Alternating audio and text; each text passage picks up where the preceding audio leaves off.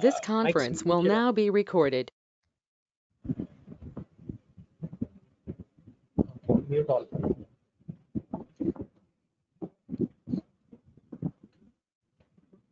So that is the importance of carcinoma of the breast. So we will talk about first on the briefly on this introduction, anatomy, how the patient presents with the complaints, how do you manage the case. So most common cancer of women all across the world and developed world, and even in India now. Previously it used to be carcinoma cervix. Now CF breast is slowly overtaking the carcinoma cervix. So why you should really know about this? Because screening early such diseases will prevent the mortality and morbidity regarding. In developed world, malignancy is present at the very early stage, in stage 1. But in our country, unfortunately, people do not have the knowledge and they present very late. Actually, sometimes 3 and 4 stages they will start presenting. It will have significant impact on the overall survival and morbidity. So we all know about the basic anatomy of the breast, so we'll not be going too much deep into the anatomy and its position. Boundaries. Why you should learn about all these things is you will get into the last treatment part. This is important. Second rib to sixth rib, from superior to inferior, lateral margin of sternum to anterior axillary line. There is a small part of breast that goes into the axilla, piercing the fascia with the axillary tendons. The most important aspect of the anatomy of breast is the arterial and lymphatic arterial supply and lymphatic drainage. It is the most important thing. Arterial supply, majority of the breast is supplied by the internal mammary artery, internal thoracic artery, which is perforating branches from that branch will supply. Other branches like subclavian and intercostals also supply the breast. Lymphatics always follow the artery system. So these are the groups of lymph. Actually, there are 3 levels of axillary group of lymph nodes. In axillary group of lymph nodes, other than that, internal mammary, which all drain into apical. Internal mammary do not drain, but axillary group will drain into apical. Then it's a supraclavicular group of lymph nodes. So coming to the etiology, from the following ways we will see: age, sex, geographical factors, dietary factors, endocrinal factors, and genetic factors. So age, predominantly carcinoma of breast is of old age only. More than 50 years, it is a very common in age more than 50 years. Very unlikely to be present sporadically in a case which is less than that. Most likely there is some kind of problem that is sporadically arisen in the person, like some mutation or something, or it can be a syndrome cause. Other before that, it is very unlikely. Second is sex. As you know, even male also will have a breast, but they do not present with carcinoma. It's very rare. The ratio is 1:100.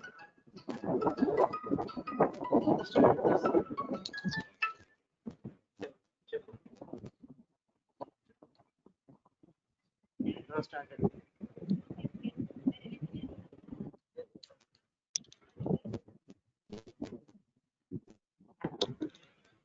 Okay.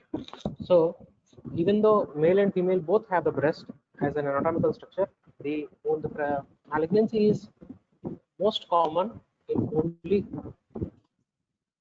Okay, malignancy is most commonly seen only in females, not in the males. The reasons you will come to know in the later time. Okay?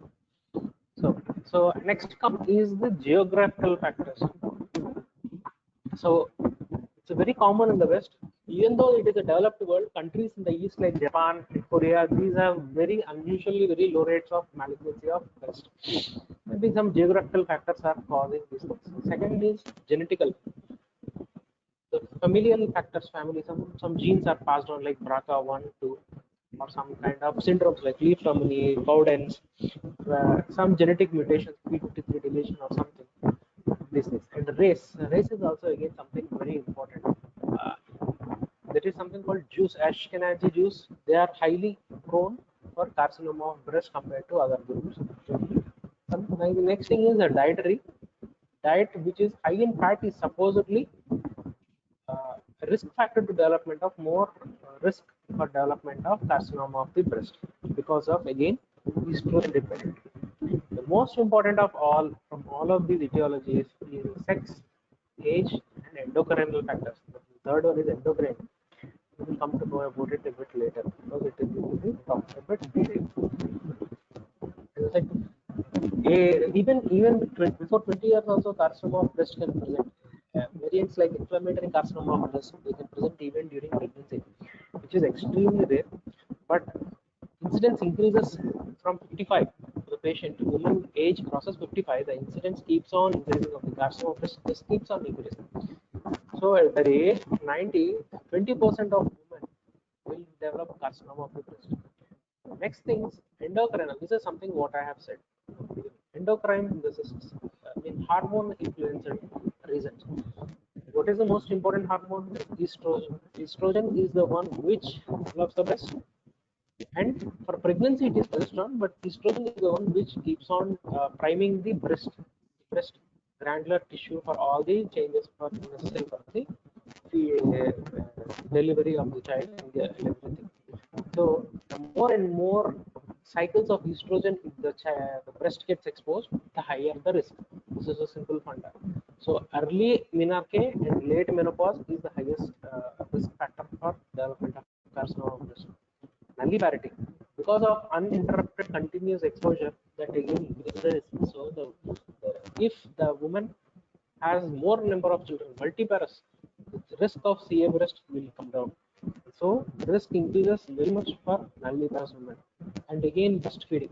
And you also know that breastfeeding has some negative impact on this thing. Ovulation. Ovulation will stop. Lactatory amenorrhea. You all know the term.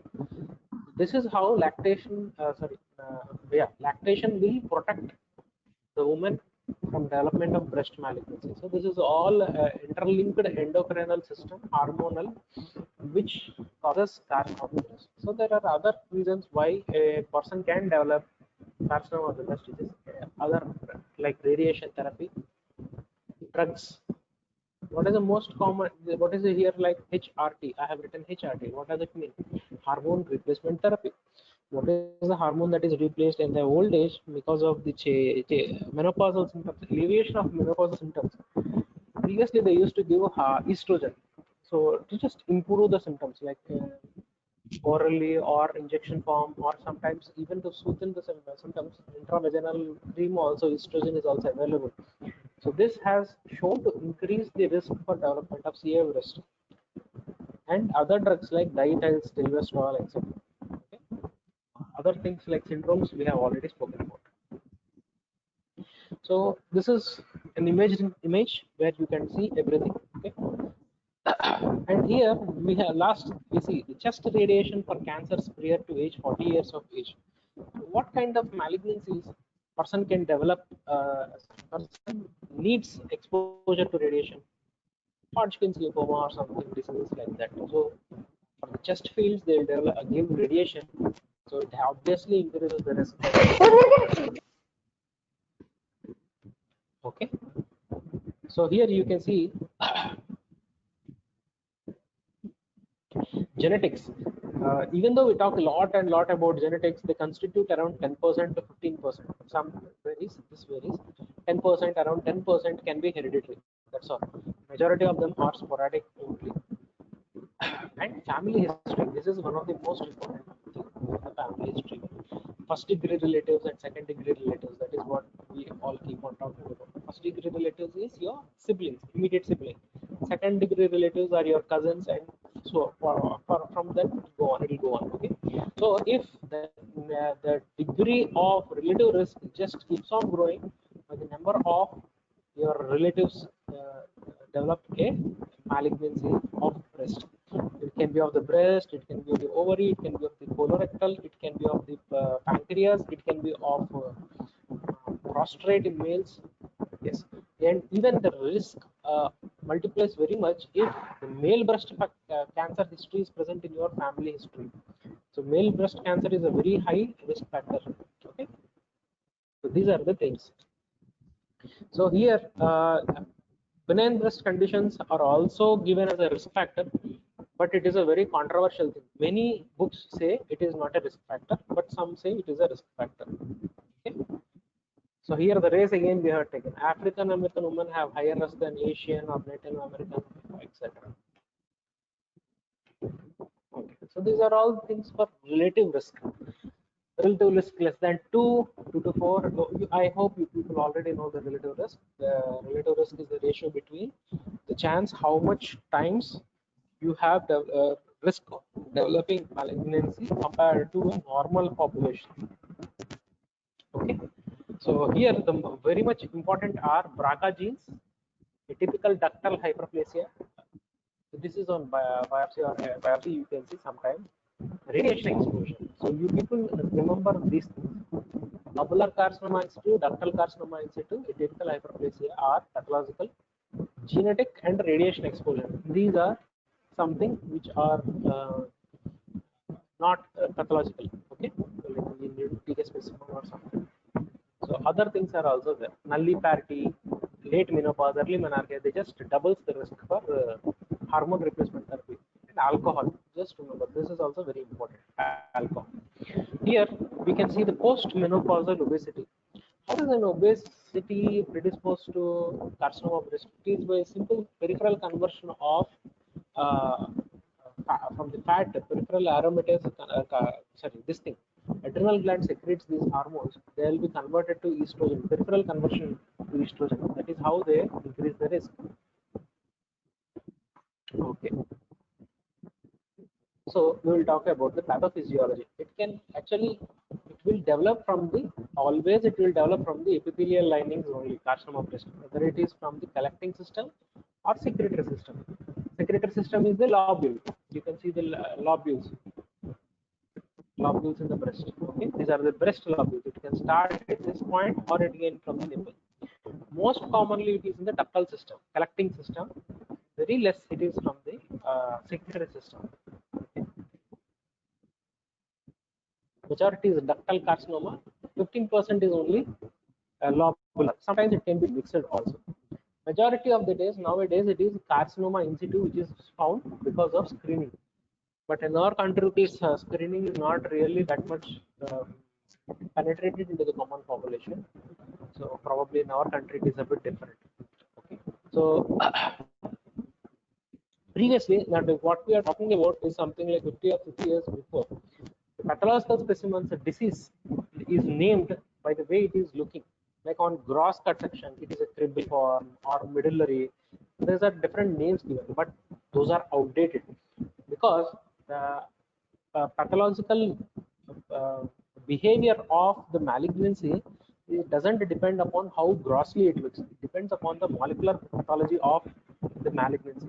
So it can, even though it is a very small malignancy, if it is a very aggressive molecular pathology, it can metastasize very rapidly.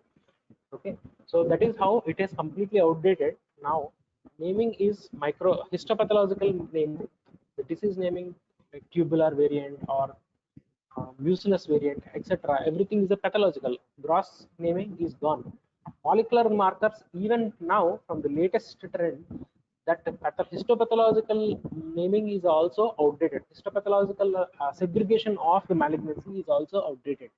What does that mean? Because previously, till few years back, when they identified that if a tubular pathology and histopathology, the presentation and progression of the disease overall matches to the group. That is why they gave a separate name for each and every histological identification. But now it is completely changed. Now molecular thing has overtaken this thing. So now the molecular thing is the latest. So this is the one of the best predictors. We use the disease nature, drug susceptibility. This is something very new. Okay, drug susceptibility, because some malignancies will develop, some malignancies they develop some chromosomal variations so that it will protect them from one of the this thing, chemotherapy drugs that we use. So if you know it pre-operatively itself, there is no need for us to waste our time on that malignancy to see whether it works or not. So we can use appropriate chemo drug regimen also in such scenarios. It is the advantage of the molecular. You will come to see it at a later date. Okay.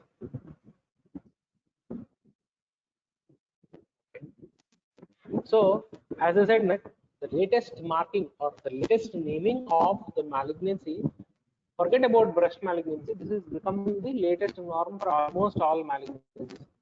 Okay, slowly molecular markers the are being used for marking every malignancy.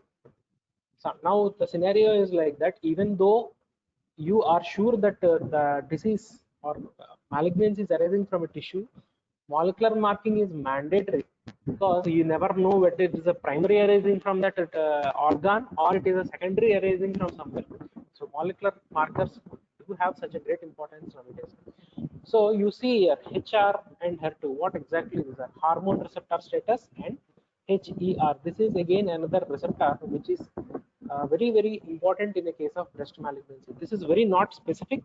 HER2 is not specific. It can be even seen in carcinoma stomach at around 10% of cases. What is the importance of these things? HR positive, hormone receptor status positive, estrogen receptor and progesterone receptor status positive. Second is HER2 neo positive. It says that if there is positive, that malignancy is likely to respond to the hormonal or targeted therapy of the specific receptors. Okay, you should understand that. So around 70%, more than 70% of the malignancies are hormone receptor state positive. 67 plus 10. Okay, more than 70% of hormone receptors state positive. This is the importance. Luminal A by far it is the most common. ERPR positive, HER2 negative. This is the most common. ERPR negative, HER2 negative. This is the worst prognosis. This is called triple negative.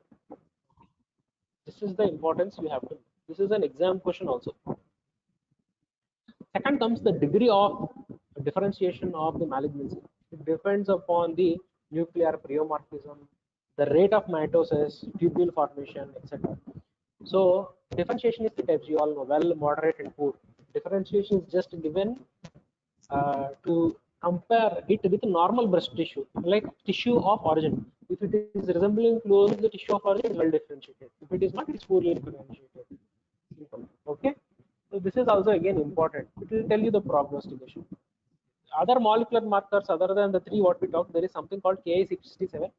It talks something about the mitotic index or something, which I'm really not sure. So other things like Van Muse system, prognostication systems. So these systems will predict the best possible outcome and the best possible strategy to approach these malignancies.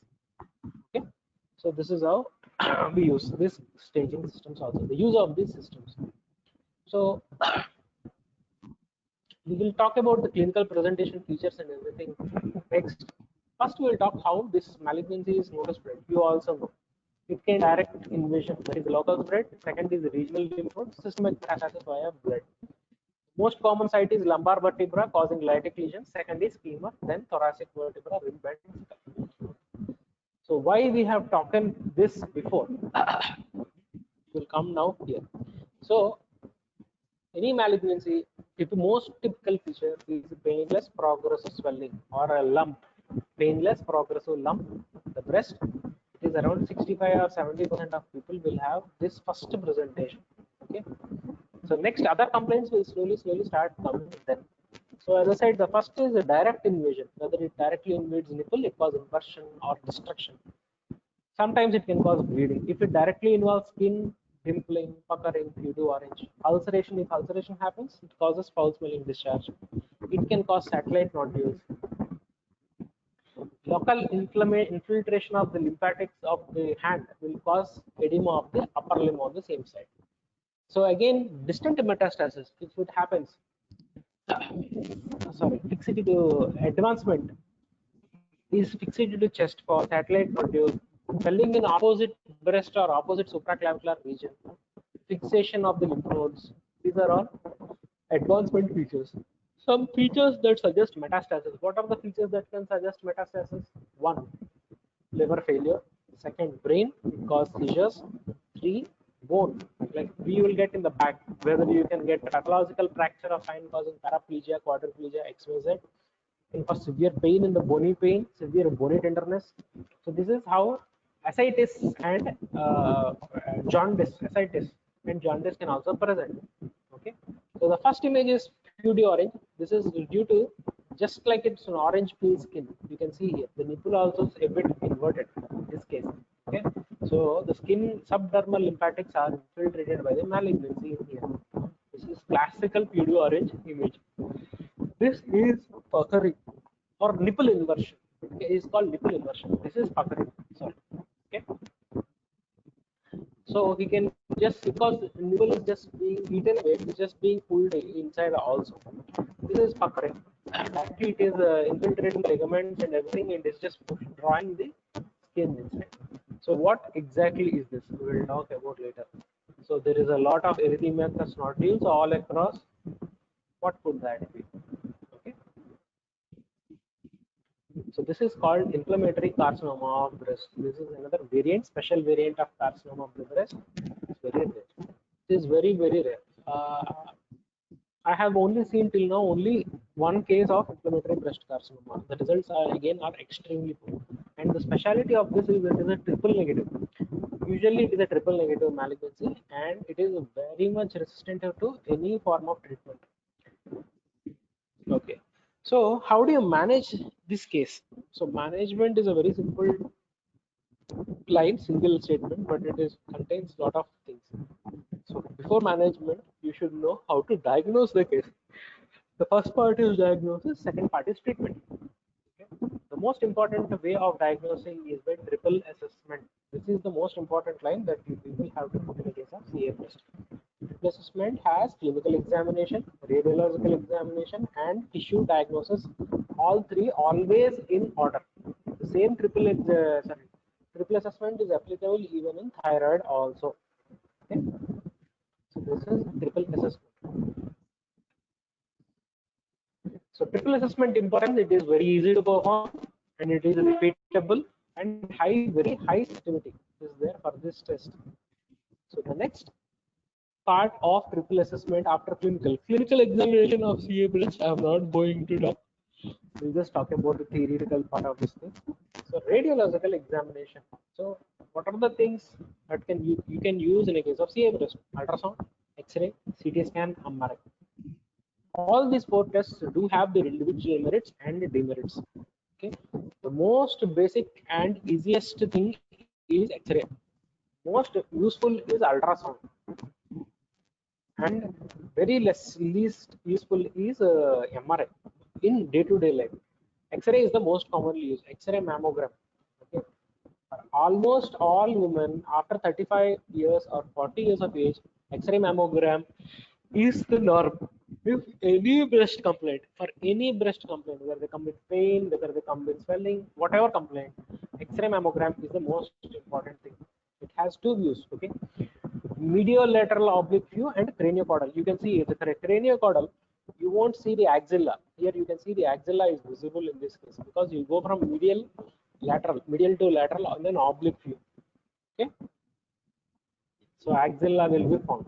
So these two views are very important in an X-ray,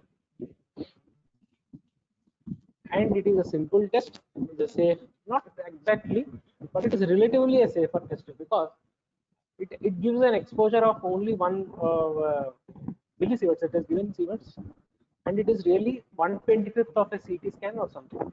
So it is really not dangerous. Next is ultrasound. Ultrasound is always useful in a dense breast. In a dense breast, penetration is not good. X-ray mammogram. So ultrasound is the most important thing. So other things is MRI. It needs some special conditions. Magnetic resonance imaging. MRI is not used for many reasons. One, MRI is costly, time taking, and again it is a bit difficult to interpret. Okay, these are the three reasons why MRI is not done. But nowadays, MRI of breast is being taken with an increasing rate. For multiple benefits are there because radiation exposure is not there with MRI. That is one of the most important thing. Mammogram, you will have radiation exposure. Risk of radiation exposure will also always be there. But MRI, it is always safe. Okay, the multiple. So we will talk about individual merits and demerits. Ultrasound is the most basic. But ultrasound is useful only when the female is less than 35 or 40, 35. That's it. 35. After 35 is of no use. The main advantage, it can tell whether the lesion is cystic or solid. Even though it is a heteroechoic, then also ultrasound is very superior. Where X-ray mammogram is not that superior in this aspect. Ultrasound can tell about the vascularity of lesion. It can also tell about the lymph nodes, and it is very easy. Of course, even though ultrasound is operated dependent, which is a disadvantage of ultrasound, it is not really that problematic. Ultrasound will also help us for image guided biopsy. That is an advantage of ultrasound. So next, coming for breast MRI. Nowadays, as I said, that MRI is being taken very early. Advantage are it can be useful for screening of high-risk women. So who exactly are high-risk women? They again taught at screening of high-risk women. Who exactly are these high-risk women? Family history of breast malignancy, BRCA positive, or syndromes, what we have already told about, Cowden's, Leuphramine. Leuphramine is 90% of women with Leuphramine will get clear breast within 50 years of age. So that is how severe that is. So these people can be regularly screened so that at the earliest stage they can be picked up and treatment can be given. Second, if contralateral breast cancer in a case of new diagnosed breast malignancy, like or a bilateral breast malignancy, here again, lobular malignancy. This is what we are talking. What is a lobular breast cancer? As we say, ductal or lobular system. Ductal system or lobular system. Lobular breast malignancies are known for multicentricity. They can be seen and multiple points in the same breast or even both breasts. Okay, the risk is something around 1% or 2%. So if the person is already operated previously for some disease, woman, so there will be scar tissue. Mammogram has a very poor picking up. Yes, someone is asking a question, you can ask.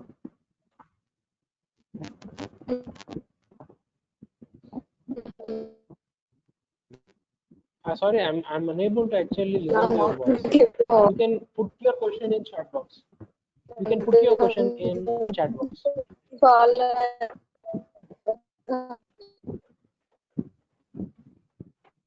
Yes, you want to ask, you can please put your question in chat box. Okay. So that is the most important thing. So scars, these things are not actually seen or identified good in the case of previous surgeries. So MRI has a special advantage. It can identify the difference whether the tumor has recurred or it is just an previous operative scar. Second, if there is any implant, MRI has a very big advantage in such cases. Previous implants of breast implants. So opposed to neoadjuvant chemotherapy, MRI is superior. Okay, so the scarring, chemotherapy, radiotherapy, these all produce scarring to some extent. So this is the advantages of MRI. So people who can afford now are going for MRI. So this is this thing, mammogram, where depending upon the features, they can tell whether it is a malignancy or not. See, this is a clear-cut cystic lesion. In a mammogram, you can see there are no sharp spicules, and it is a benign lesion only because smooth margins, smooth texture, no sudden spikes, no micro calcifications, etc., etc. This is a case of a benign one, and no, probably this is a tissue. What you are seeing here, probably this part, what you are seeing, probably it could be a lymph node. Okay, so BI-RADS. This is the most important thing with X-ray mammogram. So BI-RADS, what is BI-RADS? Breast imaging, radiology, assessment, and reporting system. Okay, it is reporting system. Depending upon the features of the X-ray mammogram, they will just tell about it. The importance of this is they just categorized it into 6 categories. Okay, 1 to 6. Forget about the 0. It is always 1 to 6. About 6, there is a controversy. About the number 6, it is a controversy because BI-RADS is only a radiological imaging. Pathology doesn't come into that. So 1 to 5. So the importance of this is it will predict the likelihood of malignancy. For 1 and 2 Birads, it is zero, literally zero. So for 3, 2% probability of malignancy. For 4, A, B, C, they slowly keep on increasing. High 5, it is a very high likely of malignancy. It is 95 plus for 5. So it will tell how frequently you have to go for a mammogram, repeat mammogram, how frequently, or even sometimes biopsy. That is the importance of Birads. Breast imaging, radiology, and data system. This is now similarly to Birads, something called TI-RADS has also come. Just like breast, TI-RADS. It is also 1 to 6. Sixth again, it is a biopsy associated one. So the third part and final part of diagnosis is a tissue diagnosis, which is the most important and the last part. Whatever test you do, whatever you don't do, if this test gives it is a malignancy, that is it is a CA breast. Whatever diagnosis this clinical examination gives or radiological examination gives, this is always additional to the tissue diagnosis. So the tissue diagnosis is so important, but it should always be done in the end. The reason simply being, tissue diagnosis, once you take a biopsy or something, it will just form a tract or it will form a clot, whatever. It will impinge on your radiological and clinical assessment.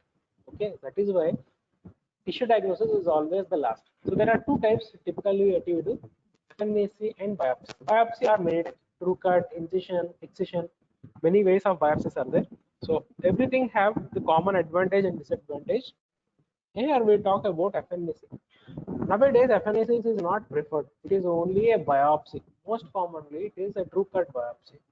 The reason, it is a very scientific method. It will give you a chunk of a tissue with which you can see the continuity of this complete malignancy. So you will get a better idea. One, molecular marking tests are possible with this. This is number also two.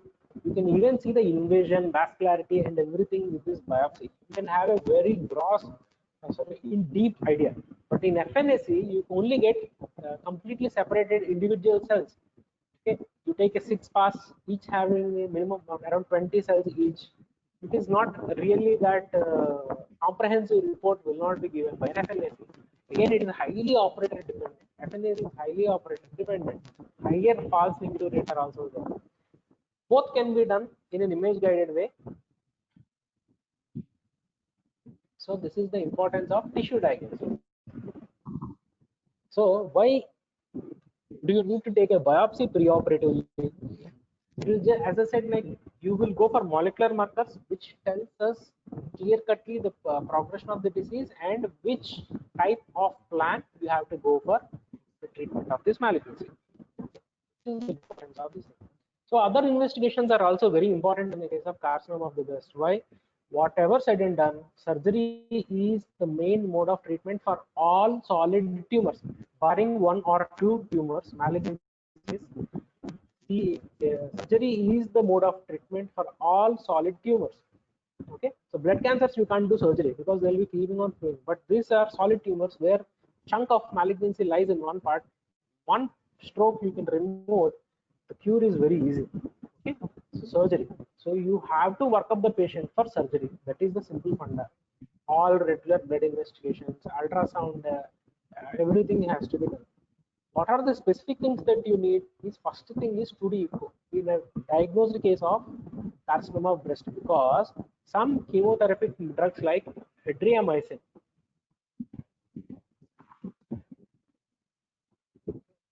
this drug doxorubicin, other name is called doxorubicin, adriamycin. So this can cause cardiac endocardial fibrosis or something. So EF will go down. So people with EF less than 45, this is contraindication. This drug is contraindication. So 2D echo is must. Second is chest X-ray and ultrasound of abdomen. Ultrasound abdomen will tell what? One, it will tell about the metastasis in liver. Second, any ascites is present or not. So clinically also, if it is less than 400 ml or 500 ml, it is really difficult to elicit if there is ascites present or not in clinically patient. So ultrasound is superior in that part. Chest X-ray can tell whether there is any pulmonary mets or something. So there are two other things PET scan, bone scan, etc. These are extremely important, in fact mandatory in a case of locally advanced breast malignancy, like advanced stages of breast cancers. 40% of the patients are supposedly affecting from micrometastasis or something in a distant part of the body. So these are all compulsory. CCT of chest and abdomen will also be done in the case of LABC. Okay.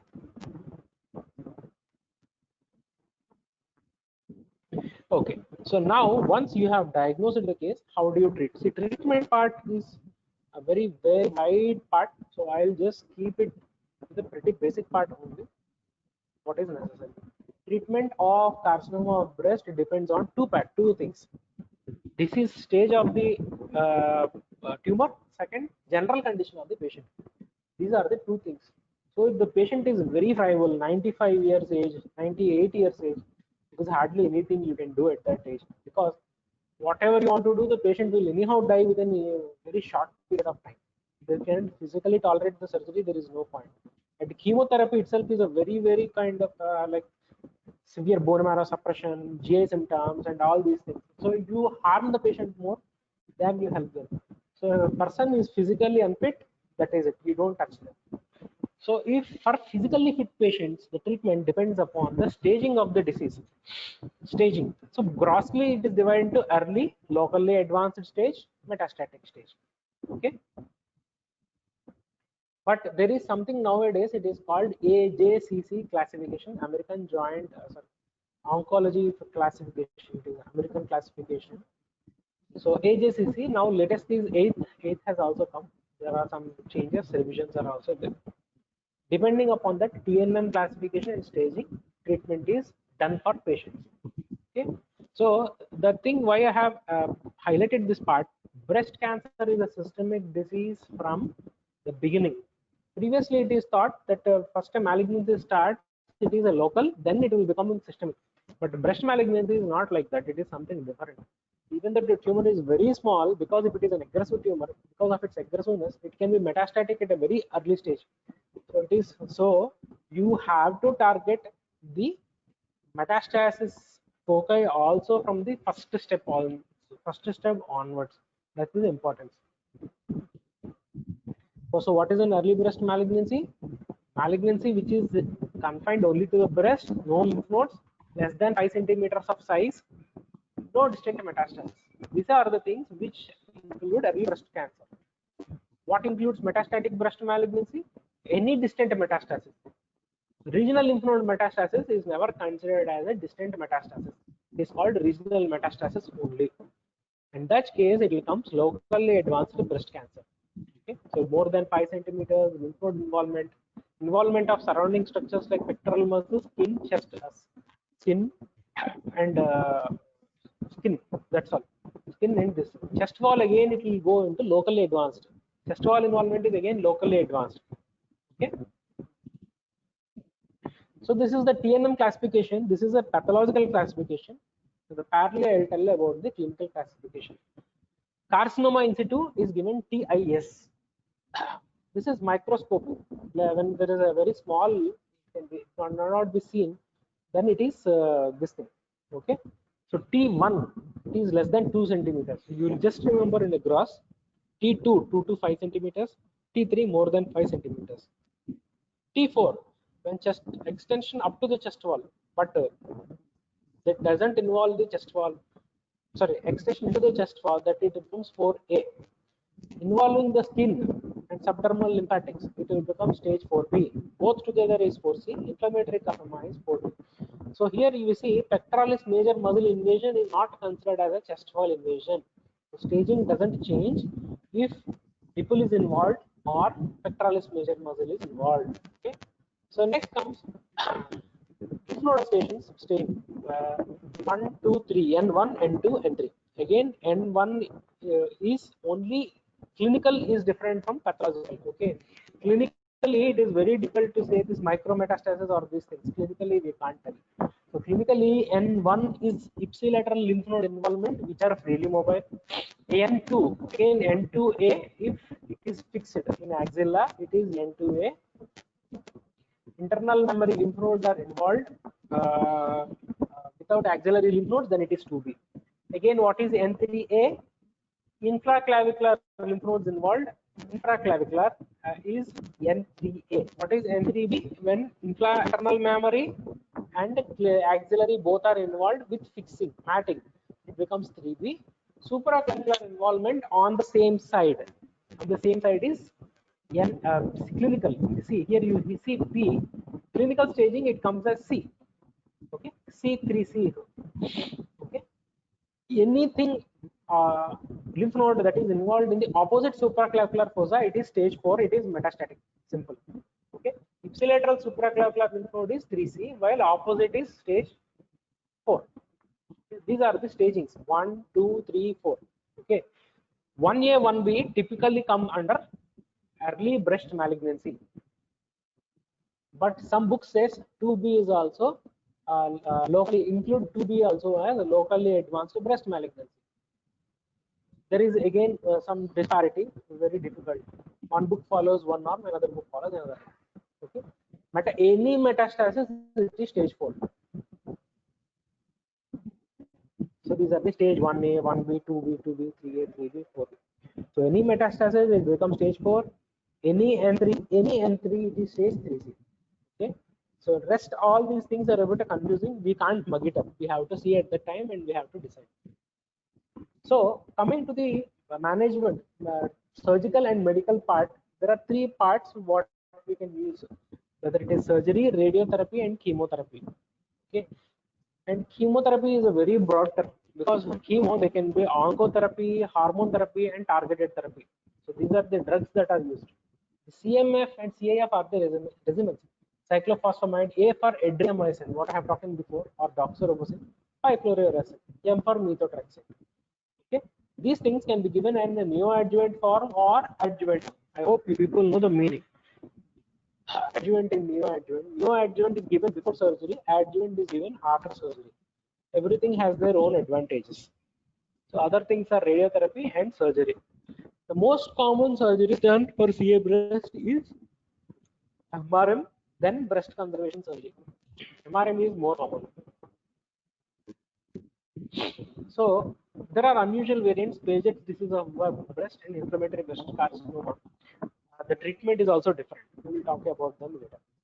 The surgery, simple mastectomy, toilet mastectomy, modified radical mastectomy, and breast conservation surgery. These are the 4 things. Simple mastectomy is surgery for Paget's disease of nipple. Paget's disease is intraepithelial malignancy in the nipple. Okay. Second comes toilet mastectomy. When the tumor is so locally advanced and aggressive, toilet mastectomy is done just to bring symptomatic relief for the patient, quality of life improvement for the patient. It is of no use, it will not change the prognosis. It is very rarely done. Most commonly done is modified radical mastectomy, of which Auchincloss is the most common. There are 3 types, depending upon whether you cut the pectoralis minor tendon, retract it, or completely remove the pectoralis minor. Okay, practice you remove the muscle. Auchincloss you just retract it and remove the lateral T group of lymph nodes. Scanlons, I think you will just remove the tendon, just the tendon of the pectoralis minor. So we will not talk much more into the surgical aspects of the modified radical mastectomy. So the important things here you have to know about is breast conservation surgery. This is an upcoming concept in the current days because no woman likes her breast to be removed. And again, second, if they present early in the stage of the disease, it is very easy to conserve the breast. Okay, so the first and foremost is patient is motivated or not for the management. Second, any woman who underwent breast conservation surgery, they have to have this thing. Post-surgery radiotherapy is mandatory, so they should have facilities of radiotherapy, and patient should be relieved for the follow-up. Without which, it is a failure. Okay. Number 2, tumor size should be less than 5 centimeters. Previously, it is said like that, but it is nothing like that. Tumor size in relation to the breast volume. That is the most important funda. It should be less than 30% because if you remove a good chunk of the breast volume, you cannot reconstruct it, and it will give a very ugly appearance to the opposite breast. And it is a more psychologically distressing to the woman rather than encouraging. Okay, so this is the advantages or indications for breast conservation therapy. And again, the woman should be of younger age group. It should not be very old, so that the risk benefit ratio will be very good in a young woman. If it is a young woman, you can go for breast conservation. No point going for a breast conservation in a 70 or 65-year-old woman. Okay, so what are the contraindications if the tumor is big? You can't save each and every part of the, you can't remove each and every part of the breast and reconstruct it. It is not possible. Again, positive surgical margins after excision is a contraindication, because tumor recurrence will be high. So here it is seen size more than 4 centimeters is a relative contraindication. That is an old concept that is gone now. Now it is not done that way. So advanced stages of malignancy also it is not done. Here you can see contraindication for radiation. Any connective tissue disorder or current pregnancy is a contraindication for breast conservation surgery. Okay, and prior chest irradiation. Radiation also is a contraindication for radiation. So these are the advantages of breast conservation, maintenance of breast and function. Disease-free interval is the same. Better quality of life and psychological advantage. That is the most important advantage of breast conservation surgery. This is your exam question. They'll ask these things. So we will talk about the treatment. Early breast malignancy, when the presentation is in a very early stage, patient wants breast conservation, you can go for breast conservation. Patient do not want, go for MRM, then you have to go for hormone therapy plus or minus targeted therapy. Radiation therapy if you go for breast conservation surgery. This is a simple flow chart in a case of early breast malignancy. If it is a locally advanced, next question, depends whether the patient is young or old. If the patient is young and the patient that has an operable operable malignancy, see, even in a locally advanced breast malignancy, this book has not mentioned it, but early stages like 3A or something, stage migration can be done, because you can give a neoadjuvant chemotherapy. Okay, even in a case of operable, you can give a neoadjuvant and see which stage that patient goes. So stage it will go, if it go back into early breast malignancy, then you can consider breast conservation surgery. Otherwise, you can just simply go for MRM and then go for chemotherapy and radiotherapy. Okay. If it is inoperable, first give 2 cycles of chemotherapy, then see the clinical response. If it is good, then give again another 6 cycles, completing total and 8 cycles of chemotherapy, then surgery, then complete the pathological response. Okay, so this is how local advanced breast malignancy is treated. So radiotherapy is again important in these cases. What cases needs radiation therapy? All cases of local advanced malignancies, breast cancers, more than 4 lymph node positive, matted lymph nodes, lymphatic capsule breached, after surgery, tumor margins are incomplete, breast conservation surgery, incomplete lymph node clearance. These are all clear-cut indications for radiotherapy. Again, contraindications we have seen again previously. Patient has connective tissue disorders, patient has pregnancy, patient has active infection or inflammation on the skin, is again a relative contraindication for radiation therapy, because radiation therapy burns over the skin. Okay, so again these are the things, the patient's choice, these are the contraindications for the radiation therapy. So there is one thing what we need to talk is chemotherapy, what I have not written. What is the indication for chemotherapy in a case of breast malignancy? We have talked about 2 regimens, CMF and CAF.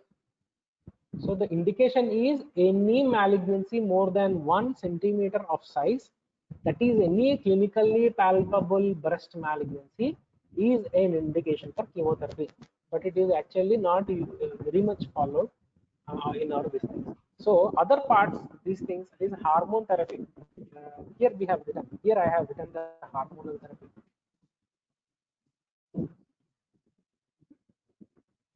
What is the importance of this hormone therapy? As I said before, estrogen is the most important culprit in a case of breast malignancy. So somehow or the other, you need to just control these things. So aromatase, there are two groups: anti-estrogens and aromatase inhibitors. The name itself will suggest you what is the use of these drugs. Anti-estrogen are like tamoxifen, like selective estrogen receptor modulator, like tamoxifen, raloxifene. If the woman is still in ovulation or before menopause, ovaries are producing the estrogen. To negate that thing, anti-estrogens are used. If the woman is post-menopause, peripheral conversion of these adrenal gland hormones into estrogen has to be stopped because ovaries are non-functioning anymore. They don't produce estrogen. So aromatase inhibitors are used. So in case if the targeted therapy is needed, like HER2 new positive, Herceptin. If Herceptin is also not working, then lapatinib. This is extended. This is briefly about the targeted therapy. Okay. So it is not possible to completely discuss about CA breast in just one class. I have just made it precisely into 1 hour. So this is the best thing what we can talk in within. So see, if you see, I have put a lot of tables.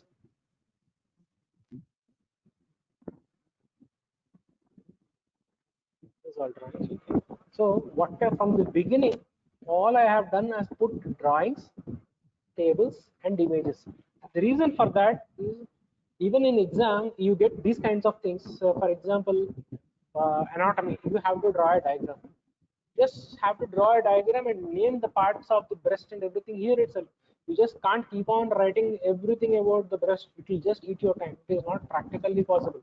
So simple diagram and simple lines. Boundary is this, anatomy is this, image and parts. That's it. Over. It will just take maybe 5 to 10 minutes. You save a lot of time by doing these kinds of things. And again, blood supply. Someone asks, you can just write like this. And the main important these things is this charts and flow charts. This is the most important part.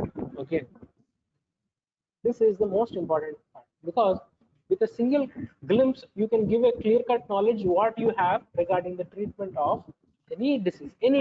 Forget about this disease, any disease. Once you write it in a flowchart form, the examiner who corrects your paper will know what you know and what you don't know. Just with a glimpse they'll just assess you.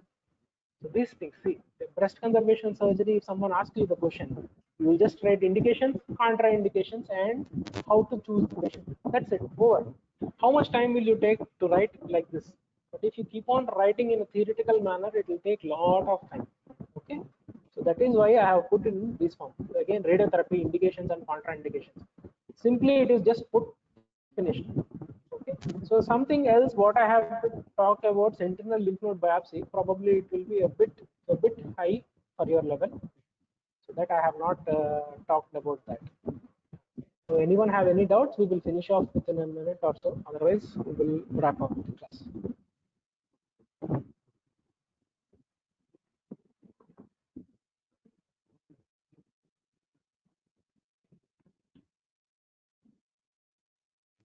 So okay, so we will end the class.